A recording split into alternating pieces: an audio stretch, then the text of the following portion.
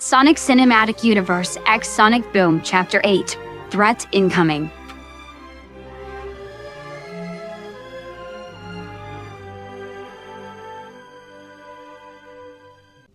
Give it up, Echidna. You can't win. Knuckles looked up at his opponent. Both of them were battered and bruised and bleeding after hours upon hours of fighting. He noticed the sunset, and now the sun was rising. Now both him and his opponent were exhausted and beaten, and yet he refused to stay down.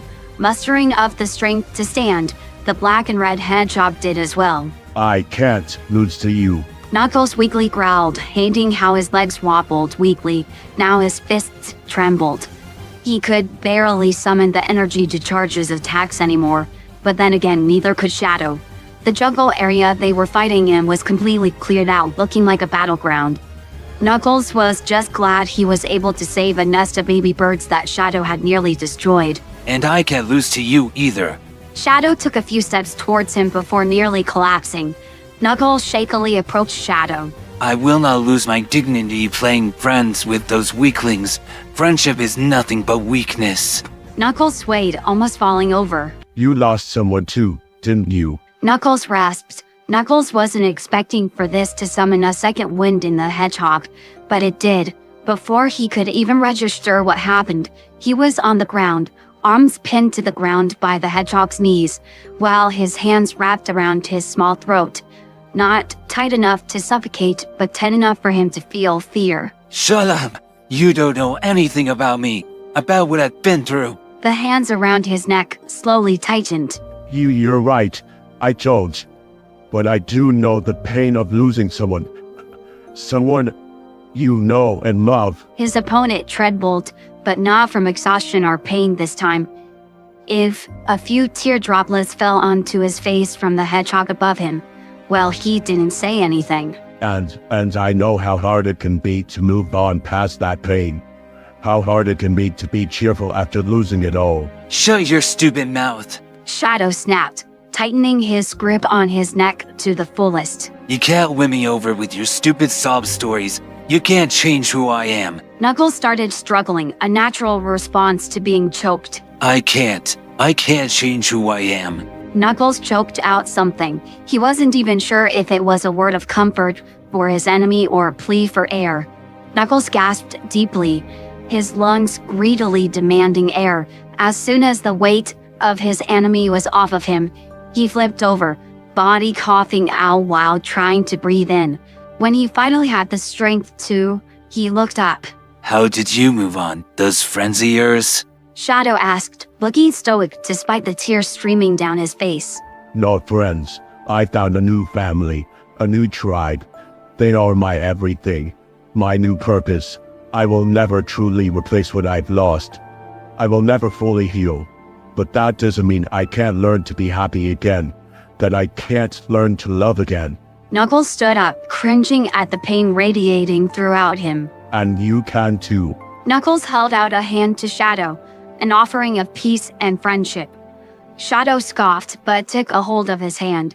Knuckles barely had time to react as Shadow collapsed, catching the hedgehog before he could fall. I guess your ideology was stronger than mine. After saying that, Knuckles felt the hedgehog go limp and finally give in to his exhaustion. Knuckles slowly fell to his knees, being careful not to hurt Shadow as he too gave in. He could have sworn he heard someone familiar as he passed out. Amy and Tails entered her shack.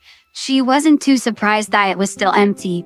Best night of my life. She yawned, the adrenaline dying down, making her tired. She looked back, seeing a very sleepy Fox Kid holding onto the hem of her dress for support. With a gentle smile, she picked up the kit and brought him to her bedroom, placing him on her bed and tucking him in. You get some rest, okay? I'm going to go check on those two geniuses. The kid nodded tiredly, already well on his way to sleeping. She wasted no time sneaking out to give him some quiet time. She had to admit, she might have pushed a bit too far with the partying, but she was sure he had fun. He was just exhausted. As she exited her house, her ear flicked and she sharply turned, staring at a bush she could have sworn moved. Chucking it up to being tired, she ignored it. She made her way to Tails' house, knocking before letting herself in. She wasn't surprised to see the doctor and Tails eating while they work. Oh hey, Amy. Guess what? I almost have a signal that will let Sonic contact his parents on his phone. Him! I was the one that made the breakthrough! Eggman corrected Tails, who rubbed the back of his head shyly. Right, sorry. Tails turned his attention back over to Amy. You should bring them over. Well, about that, Sonic ran off with his counterpart, and the small Knuckles went after them. And Tails spent the night partying with me, so I only really know where one of them are. Say, where's Knuckles? Wasn't he watching that Master Emerald thingy? Oh, he just went out for a walk with it. I think he's emotionally attached to it. I hate to say this, but I have a really bad feeling about this. Oh, come on, Pink Hedgehog. It's Sonic and Knuckles. What could possibly go wrong without me? Goodbye, Cybros. Sonic waved to the group of cyborgs as he boarded the ship with his bigger counterpart. With it being a new day, his older counterpart had deemed it safe to return without being forced to swim. While Sonic did feel bad for more or less ditching his brothers, but he would make it up to them. I like Roboken. This place is way past cool. Can you believe it used to be called Boris Town? Sonic's jaw dropped at the name. What? His bigger counterpart tried to contain a laugh. Yep, it was so anticlimactic. He sat in the driver's seat, getting the ship up and running. So, did you have fun? Of course I did. There was so many cool things. And the robots and the chili donks and the cyborg Team Sonic and... Okay, I get it. Sonic looked at his other self, deciding to ask a question he'd been thinking about. Hey, when we leave, are we allowed to come visit? Of course, why wouldn't you be? It's not like you guys being here has caused any trouble. He smiled, tail wagging. Maybe you guys can come to our universe. Just need to be careful with the government. Speaking of government, I wonder where Styx is. She went MIA the day you three kids got here. Sonic didn't really know much about this Styx girl, other than what he knew about her cyborg self. He hummed. The rest of the flight back was relatively quiet, calm. It was nice. This was nice.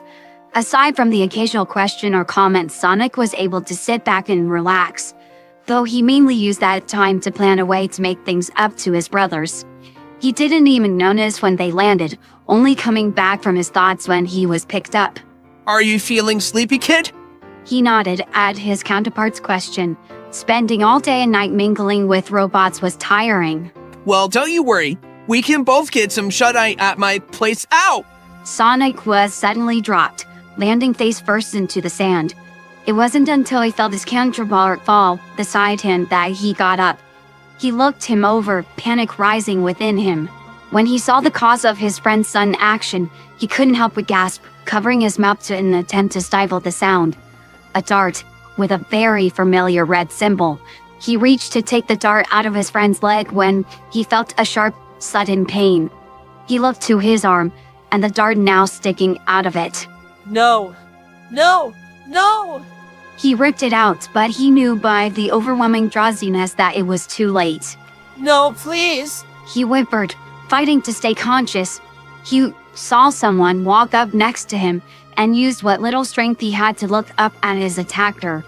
His eyes widened at the sight. It can't be. Oh, but it is. Were the last words Sonic heard before his body gave into the welcoming embrace of unconsciousness.